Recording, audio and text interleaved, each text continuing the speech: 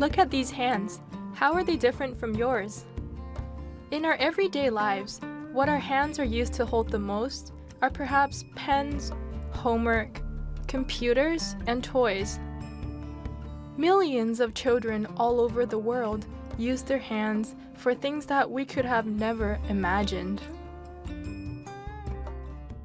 In Cambodia, many children do not have the privilege to go to school and have to become child laborers. For instance, 11-year-old Purity starts her day off early in the morning by delivering water to neighbors for a meager income. When the cart is fully loaded, it weighs up to 450 pounds, which is several times her weight. After this, Purity rushes home to do the chores, but this is just the beginning of another long day. Afterwards, Purity goes to the brick factory where she has to move over 10,000 pieces of brick every day, each round weighing 10 pounds. This kind of intensive labor is what her hands have been doing for a long time. Purity's father had been suffering from a serious illness before he passed away. In order to pay for his medical bills, Purity's mother had to sell their land and all they had. Unfortunately, Purity's father eventually died, leaving his family to deal with a huge loan and forcing Purity to become a child laborer. We are extremely poor. I love to see my daughter going to school, but she has to work every single day. I know she's very unhappy as I haven't seen her smile for a long time. Purity's dream is to become a teacher. However, this seems to be an impossible goal for her. I'm already working very hard, but I still can't earn enough money to feed the whole family. For a young girl like Purity, the burden is perhaps too overwhelming.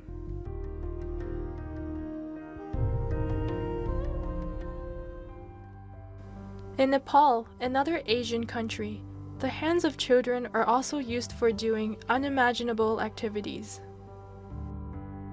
Nepal is an impoverished country. 80% of the population are struggling farmers. Earning a living is an especially difficult task during winter and times of droughts, as they are not educated in effective farming practices. As a result, many people suffer from food shortage, and many children are struggling to acquire their basic needs. The economic situation in the cities is no better. Instead of attending school, many children are forced to spend their days earning an income. There are 1.8 million child laborers working under dangerous conditions each day for a small wage, which can hardly allow them to have enough to eat.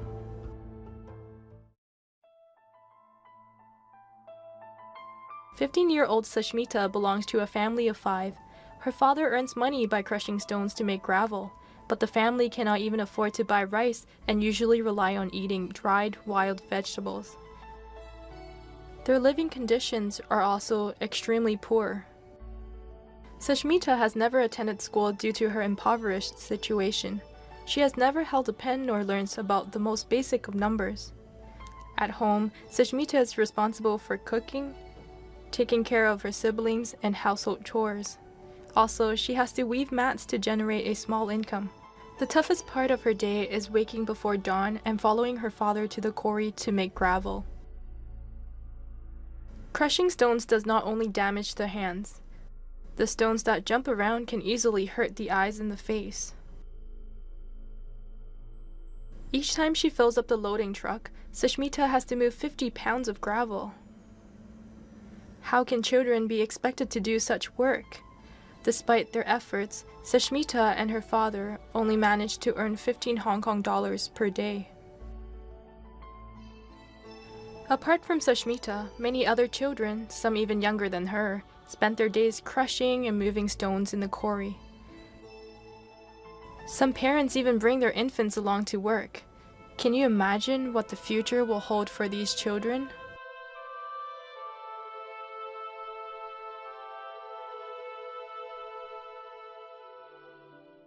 Purity, Sushmita, and many other children are forced to become child laborers because of poverty. In many cases, the parents of these children are illiterate and can only work for low-income jobs. As a result, these children do not have the opportunity to attend school and end up as child laborers, allowing poverty to pass from generation to generation.